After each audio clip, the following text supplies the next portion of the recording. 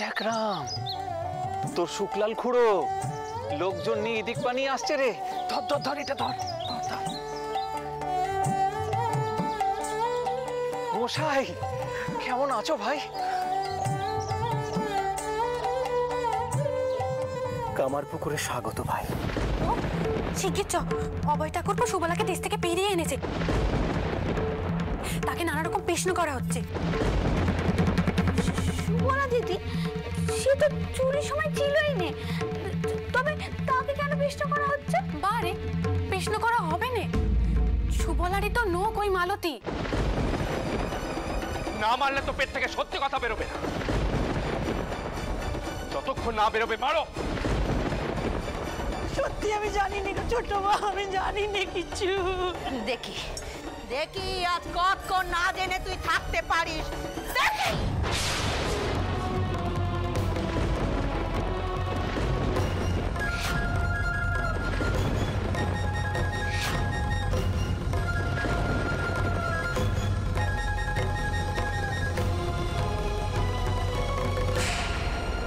না ছোট করিমা, এই কাজ আপনি করতে পারেননি।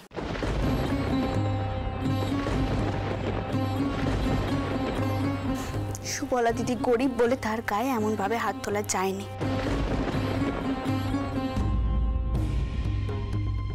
আমাদের কাছে কিন্তু কোনো প্রমাণ নেই যে সুবলা দিদির হাত এই চুরিতে আছে।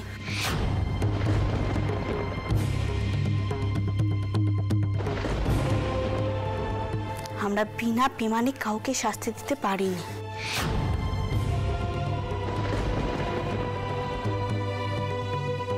বাঁচাও বৌরানী, আমাকে তুমি বাঁচাও বৌরানী, আমাকে তুমি বাঁচাও।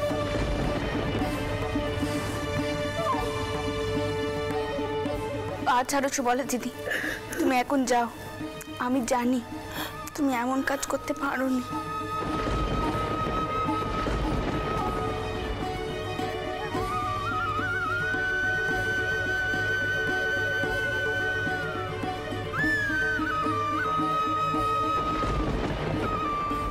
দেখলে দেখলে দিদি, তোমার বউয়ের কেমন ধারা ব্যবহার দেখলে? ও একটা ঝিয়ের সম্মুখে আমাকে অপমান করলো, আর তোমরা সব মুখ বুজে সহ্য করলে। এখনো বলে দিচ্ছি, এই বউকে শাসন করো, নইলে কিছু মনে করো না আমি একদিনের সংসার ছেড়ে চলে যাবো। ছোট ছোট, মাথা ঠান্ডা কর, মাথা ঠান্ডা কর। করিমা, আমি আপনার পায়ে ধরছি, আমি চাইনি আপনার অপমান হোক।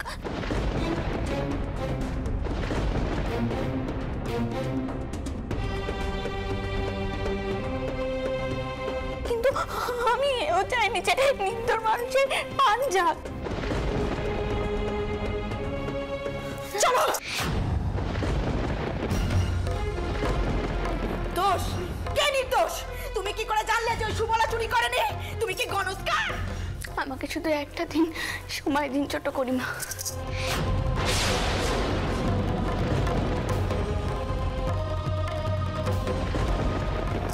তারপর দেখুন আমি চোর ধরতে পারি কিনা।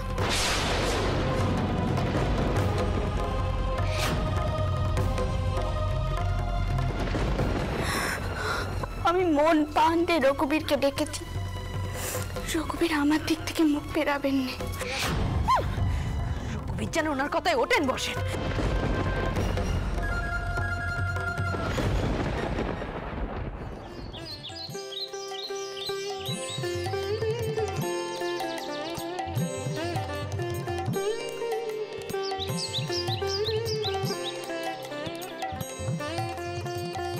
এসো ভাই এসো। বলছিলাম এই গৃহে তোমাদের থাকবার বন্দোবস্ত করেছি। আমি আমি বুঝতে পারছি তোমাদের এই গৃহে থাকতে খুব অসুবিধা হবে, কিন্তু কি করব ভাই, আমাদের তো আর আগের মতো সেই জাঁকজমকপূর্ণ অবস্থা নেই যে তোমাদের জন্য একটা সুন্দর আটচালা বানিয়ে দেবো। এই গুরু বংশের এখন এতটুকুই ক্ষমতা। কি যে বলো, এই তো বেশ গো, বামুনের ঘরে ঠাকুর রাখার জায়গাটুকু রইলেই হলো, এর থেকে বেশি প্রয়োজন আর নেই। ও চন্দ্রা বউ, দাঁড়িয়ে দেখছো কি? ঘরে ঢোকো। আপনি আগে রঘুবীরের ঘরটা নিয়ে ভেতরে ঢুকুন।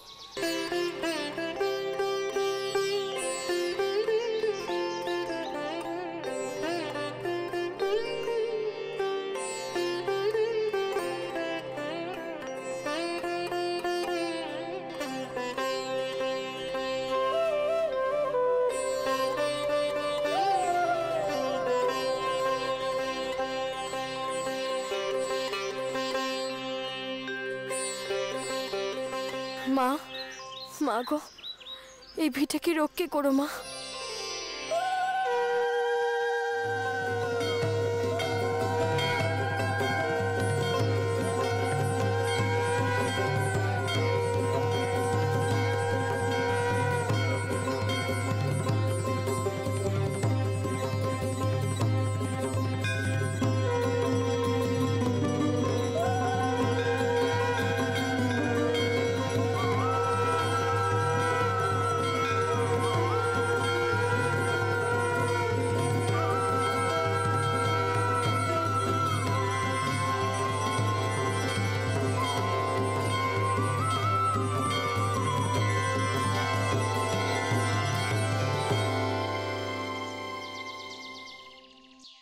আমি তাহলে এখন আসি ভাই, আমার ওদিকে একটু কাজ আছে। হ্যাঁ হ্যাঁ, নিশ্চয়ই নিশ্চয়ই।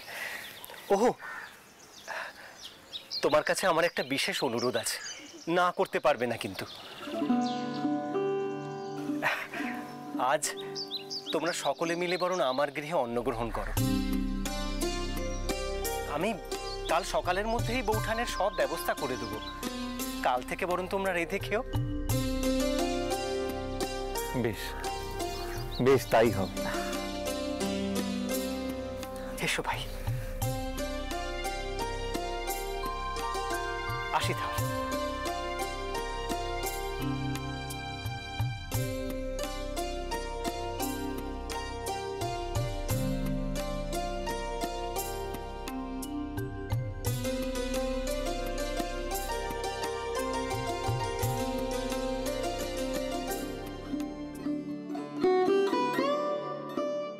দেখেছো চন্দ্রবাবু, দেখো ভাই শুক্লাল জ্বালাটা পর্যন্ত জলে ভরে দিয়ে গেছে। তবে বরং আপনারা একটু গুড় জল মুখে দিন আগে। নিন নিন, তোরাও নে।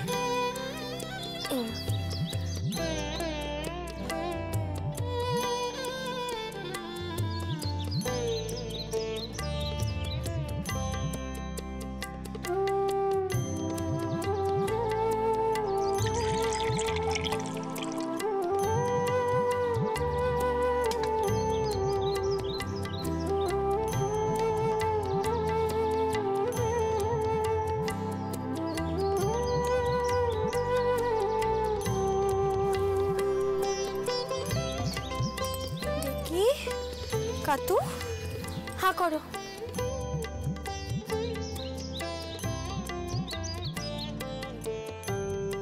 আচ্ছা মা, তুমি কিছু খাবে না? তোমারও তো খিদে তেষ্টা পেয়েছে। খাবো বাবা, খাবো। আপনি একটা কাজ করুন, আগে বরং ওদেরকে নিয়ে গিয়ে একটু পুকুরে ডুব দিয়ে আসুন। আমি ততক্ষণ একটু ফলার মেখে রাখি। আগে একটু ফলার খেয়ে নেবেন, তারপরে না হয় সকলে মিলে ভাত খেতে যাবো। চল চল বাবা রাম, চল। কাতুমা, আয় আয় আমার সঙ্গে আয়, পুকুরখানে গিয়ে ডুব দিয়ে আসি। আয় বাবা আয়।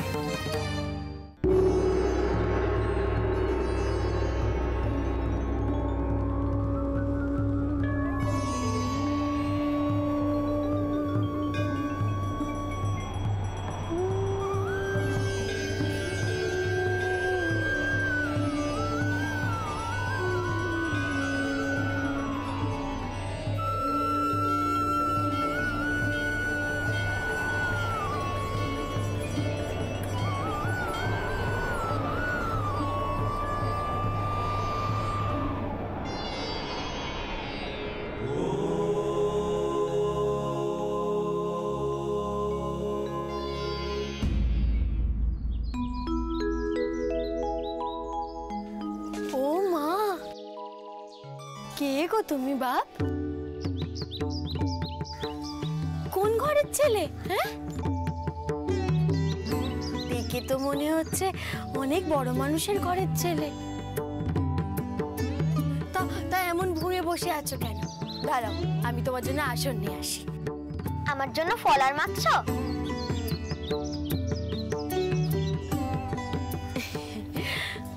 আমি তো জানতুম না বাচ্চা যে তুমি আসবে। আচ্ছা বেশ, তোমার জন্য মেখে দিচ্ছি, দাঁড়াও। এবার তো জেনে গেলে আমি আসবো। এবার থেকে রোজ আমার জন্য ফল আর মাখবে। আচ্ছা বেশ, রাখবো। তবে তুমি অমন মাটিতে বসে থেকো নে, তোমার জন্য আসনখানা নিয়ে আসি, দাঁড়াও।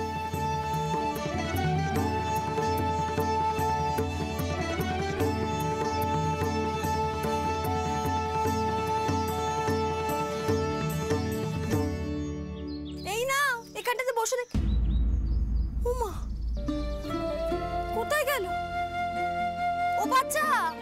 কোথায় গেলে গো? হ্যাঁ, বেচারি ফল আর খাবে বললো, না খেয়ে চলে গেল। কোথায় যে?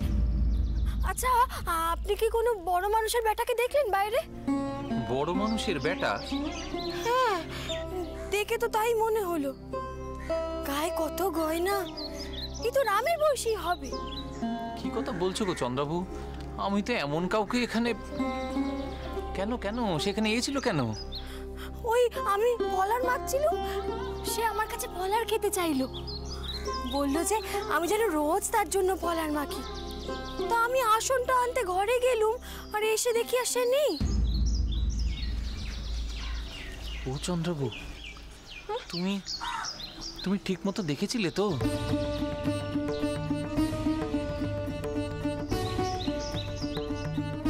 এমন কাউকে তো এখান থেকে বেরোতে দেখলাম না। হ্যাঁ গো, আমি ঠিক মতোই দেখেছি। আরে সে এখানে বসেছিল, আমার সঙ্গে কথা কইলো।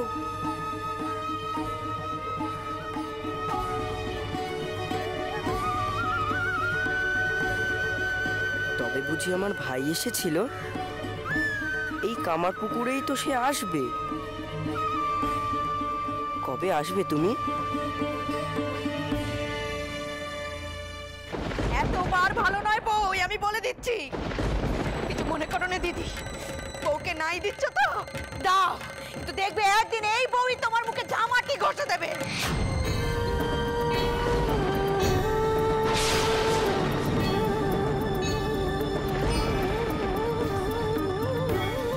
আমি বলে দিচ্ছি, ওই বউয়ের জন্য এই বংশের সর্বনাশ হবে, সর্বনাশ। তখন আর কেঁদে কুল পাবে না। কিছু মনে করো না। এই আবার চলে আয়, চলে আয়, ওরা যা ভালো বুঝে করুক।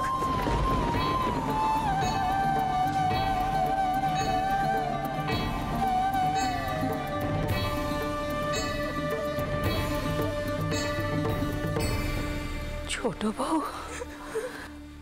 অভিশাপ দিয়ে গেল। বড় মা, শকুনের অভিশাপে গরু মরেনি।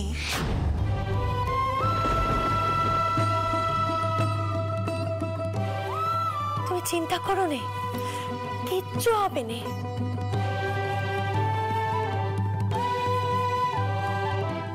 আমি জানি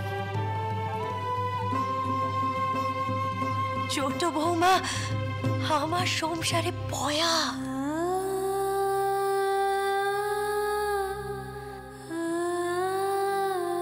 আমার সংসারের মা লক্ষ্মী তুমি। আমি জানি মা, তুমি কোনো দোষ করোনি। সুবলাও নির্দোষ, সে কথাও আমি জানি।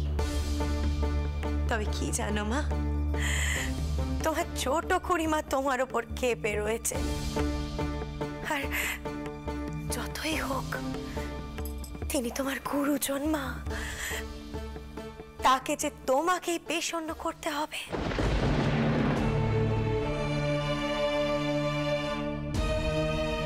এ কাজ তুমি কি করে করবে আমি জানি না।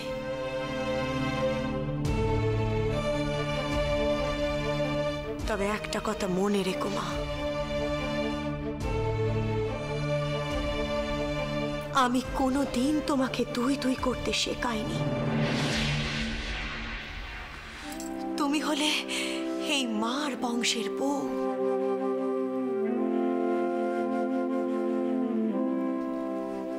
এই বংশের সকলকে একসঙ্গে নিয়ে তোমাকেই চলতে হবে মা।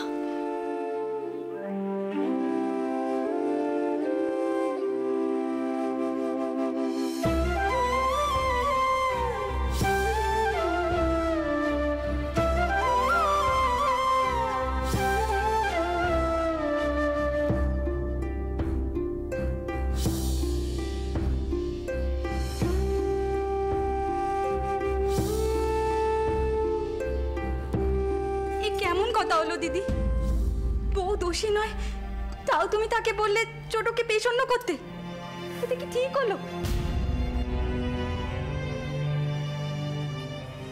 নইলে যে সংসার টিকবে না, সব ভিন্ন হয়ে যাবে। মেজ, এবার একটু একটু করে এই সংসার আমি চন্দরের বউয়ের হাতে তুলে দেব রে। আমি আর কদিন, এরপর থেকে তো ছোট বৌমাকে একা হাতে সবকিছু সামাল দিতে হবে।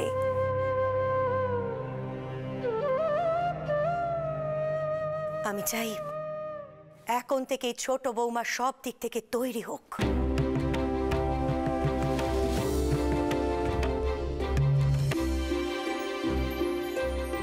এবারে দেখবো কেমন করে এক হাতে সে চোর ধরে আর অন্য হাতে তার শাওরিকে পেশন্য করে।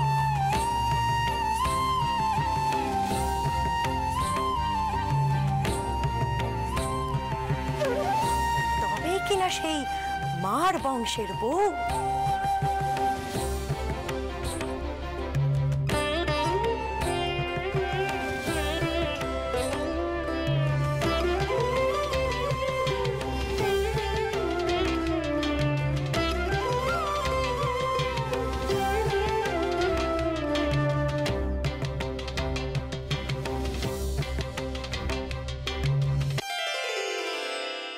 এই কারণেই বলেছিলাম বেরাদার রাজচন্দ্র যে বিদেশের মতো এদেশেও ব্যাংক হওয়াটা একান্তই প্রয়োজন।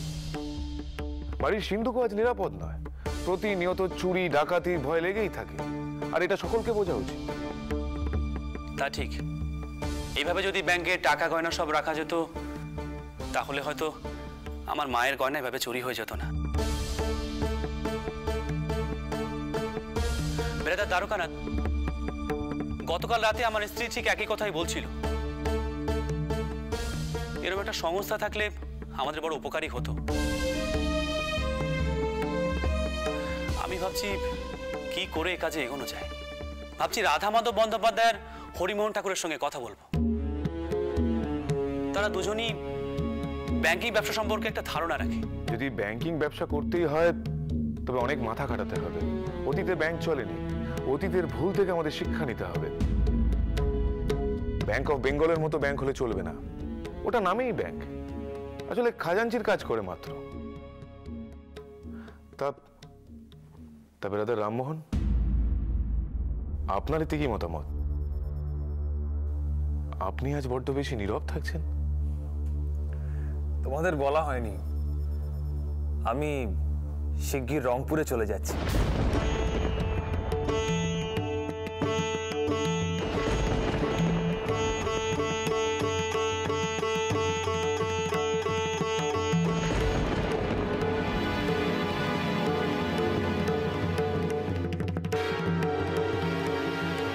সে কি হঠাৎ রংপুরে যাও কেন? তোমাকে তো পরিস্থিতি বিশ্লেষণ করেছিলাম ভাই। সমাজের গোড়া হিন্দুদের চক্ষুশূল আমি। আমার লেখার জন্যই আমাকে হত্যা করার চক্রান্ত হচ্ছে। তাই হঠাৎ যখন ডিগবি সাহেবের কাছ থেকে কাজের আমন্ত্রণ পেলাম তখন আর না করতে পারলাম না। যাবার আগে তোমাদের কাছে আমার একটা অনুরোধ আছে। সামাজিক এবং অর্থনৈতিক ক্ষেত্রে আমি যে আলো জ্বালাবার চেষ্টা করেছিলাম তা তোমরা নিভতে দিও না। আমি যথা সময় ফিরে আসব। আমার অনেক কাজ বাকি আছে। বাংলার বুকে একদিন নবজাগরণ ঘটবে।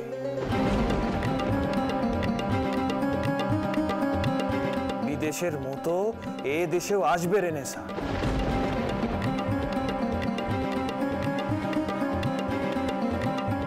সেই মহাসন্ধিক্ষণে তোমরা আমার পাশে থাকবে তো? আমি বয়সে তরুণ, তবে আমরা সকলে একই বেড়াদড়িতে আছি। কথা দিচ্ছি, আপনি যে আলো জ্বালানো শুরু করেছেন সে আলো কখনো নিভবে না। উল্টে আপনার চিন্তাগুলোকে আমরা প্রচার করব। বাংলার বুকে নেমে আসবে রেনেসা, নবজাগরণ।